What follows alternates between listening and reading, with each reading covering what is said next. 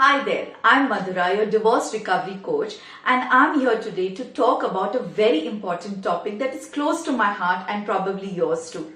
How divorce impacts kids. This topic is incredibly important because our children's well-being is our top priority. You might be wondering, how can I help my child adapt to this change? What are the things that I can actually do to reduce the emotional impact of this change? In this video, I am going to cover 7 practical tips that will really be helpful in your child's life during and after divorce.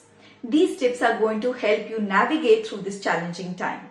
So if you're concerned how this divorce is going to impact your child and how you can actually support them, then do watch this video till the end. You don't want to miss on these valuable insights. Let's dive in. The first step is to be honest but kind and gentle with them. See, it is very important that you be completely honest with your kids throughout the process of divorce. It is important to make them sit down and actually explain them what is happening to them in their age appropriate language. You can actually be honest with them and tell them that no matter what happens, you really love your children. Whenever you decide to talk to them about the divorce, choose a place which is silent, which is quiet, and there are no distractions. Sit them down and explain them what is actually happening. You can use language which is appropriate to their age so that they can understand very easily. For example, you can tell them that mom and dad have decided to stay in separate houses, but they still love you very, very much, and that is never going to change. You can also have to let them know that whatever questions they have, it is very fine that they ask you these questions. You are open to answer those questions, and you also need to make them understand that whatever questions and feelings they have, it is completely valid. So be completely honest, be transparent to your children about things that are not going right and that you are thinking of divorce and that they are going to have to face the change that is coming up. But no matter what happens, you have to assure them that it is not their fault and that both of you and your partner, love them really, really very much. Okay, this is actually going to help them understand and stabilize through this entire situation. So be honest and gentle and kind with your children. Second tip is to keep consistent routine. Among all this chaos of divorce, it is very important that the kids have a normal daily routine. See, the kids are going to perform best when there is a regular routine to their life. This also means regular time of their bedtimes, their weekly activities, their daily activities, the school pickup, drop-off time. All these activities need to be regular. This also includes any activities that they already have planned over the weekends or any activities that they have as a family that you all do together. These things need not change. So you need to tell them that even when everything is changing, most of the things are still going to remain the same. Having a consistent routine, a routine which is good for them, which is which they are already used to, that needs to continue. Just reassuring them that not everything is going to change will also give them a feeling of safety and security. Whatever you plan, whatever the activities you plan for them or the routine that you plan for them, make sure that you and your ex-partner both are on the same page with it, so that there is consistency which is maintained in both the homes. Okay, a very important tip for this is you can make a weekly calendar. A calendar in which you can mention the wake up time, their meal times, their bed time, school pickup, drop off time, their activities. All this can be maintained and you can have it up in both the houses, so that both the partners are on the same page and the consistency is maintained throughout, no matter in which house the child is at that moment. Just a little adapting to this consistency will help your child have a lot of normalcy among all this chaos of divorce that is going. It will really help them feel safe and secure, and that not a lot is going to change, even though actually it is a big change in their lives. Third point is to always have an open communication. Let your kids express their feelings that they're going through. Let them know that they can share their fears, their anger and sadness. Try to be open-minded and non-judgmental when you're actually listening to them and when they are sharing their feelings. Okay? Encourage them to talk about what they are going through. Sometimes having a safe space where they can just express their feelings without you trying to fix it is also going to make a lot of difference. During this period of divorce, there are a lot of things and lot of emotions that are going to show up for your kids. Let them be able to express them. Tell them it is fine to feel the emotions of anger, sadness, or even confusion. There is no problem with what they are going through, and that you're here to listen to them and help and talk them through that. Okay, assure them that they can come and talk to you. Do not dismiss them. So when they are expressing, when they are talking to you, do not dismiss or do not interrupt when they are talking to you. Let them speak their thoughts and their mind. If you feel that your child is having difficulty in expressing what he is thinking of and what he's feeling, try to use some tools like maybe drawing or storytelling. Maybe these tools will actually help them express what he or she is going through. Okay, so every day, maybe you can try this. Every day throughout the day, you schedule a small time, maybe 5-10 minutes in a day, where you actually sit them down and ask them some open-ended questions. Question like, how was your day today? And whatever they say, listen to them very attentively. Try to understand how they are going through their day and what are the emotions they are feeling. Keeping this communication open and giving them a safe space where they come and talk to you or ask you questions about whatever they are feeling is going to really help them get through this phase of divorce. If you're finding these tips helpful, do like this video and subscribe for more such content. Let's move on. Fourth point is to keep your children away from conflict. See, it is very important that whatever conflict or fight is happening between you and your ex-partner, it is very important that your children are protected and kept safe away from this. Try not to have arguments and discussions and fights in front of your children.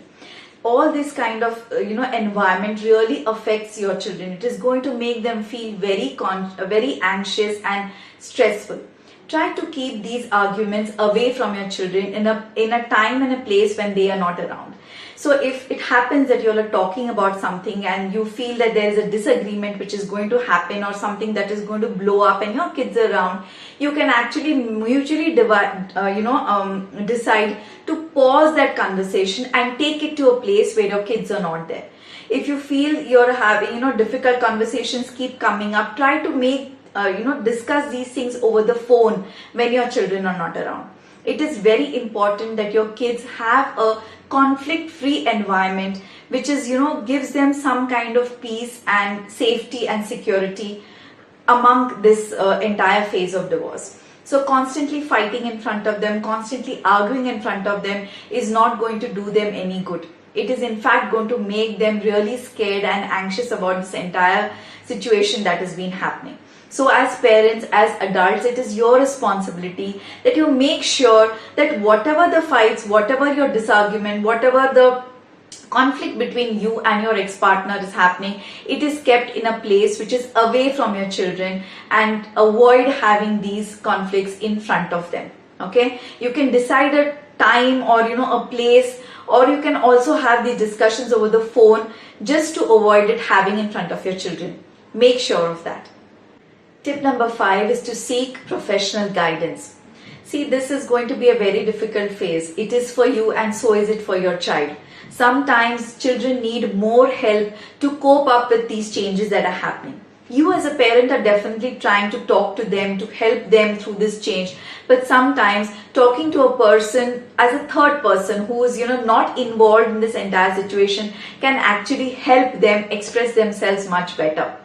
Talking to a child therapist or a counselor is going to help your child process his or her emotions and actually go through this entire change and entire process of divorce. They are actually equipped to professionally guide your child and give him or her tools and techniques that can help them actually process their emotions. It is very important for them to have a place where they can talk about what they are feeling, and that place sometimes can be a place which is not their parents.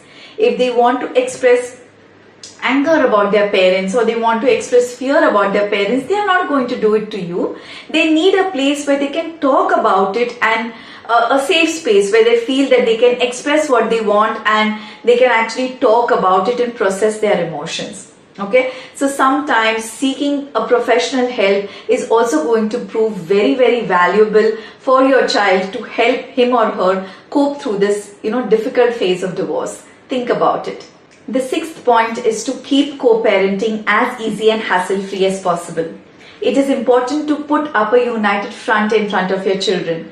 No matter what your disarguments or problems are between you, you are as a team in front of your children. So try to maintain that as far as your kids are concerned. If there are some topics which you do not agree on, try to find a middle ground where things are acceptable to both of you. In terms of their routines, in terms of their activities, in terms of, whatever milestones you want your child to achieve, make sure that both of you are at the same page when it comes to your child. It is essential to have regular communication with your ex-partner about your child's need. Share important updates and changes that are happening in your child's life and routine. Showing respect and cooperation towards each other can really have a positive impact on your child. So make sure that you make co-parenting as easy as possible so that your child can really benefit from this, out of this entire situation that is happening. The last and the most important step is to take care of yourself. See, your well-being is going to directly impact your ability to support your child. It is fine to take care and support of your friends, your family, or even a therapist. If you feel that you need to speak and talk to somebody to process your feelings, you need to take help, because that is going to directly impact how you are going to, help and support your child. See, divorce is going to be a process and a time which is going to be very emotionally and physically challenging for you.